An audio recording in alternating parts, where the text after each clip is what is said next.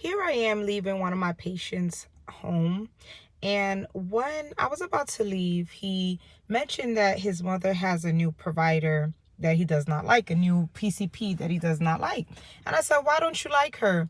And he said, well, all of these doctors come with their new paperwork and their new things.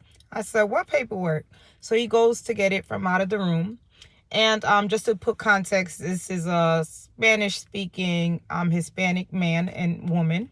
And so I see the paperwork, and the paperwork is basically a living will with clarifications as to what interventions they would or would not want in the event that, the mother cardiac arrest or she's not able to speak for herself. So I started explaining it to him, and he said, yeah, I don't like stuff like this. And, they come with their own paperwork.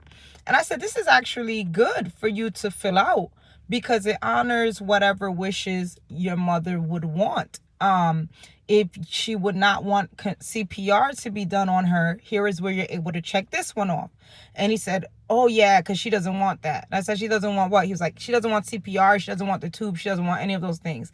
I said, exactly. So that's why this form is really important, because working in the ICU, I've seen so many people that did not have the appropriate documentation, and their families were outside arguing because one person saying this and the other person saying that, or what the person would have wanted or not have wanted, when you could fill this form out and they can honor what it is that the person or the patient would want.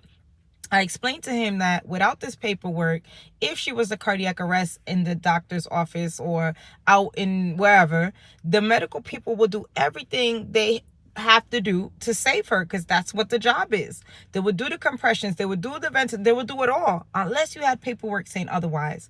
As a nurse or as a provider, it's important that you educate them. At the end, he said, thank you for taking the time to explain this. The doctor did not do that. They just gave me the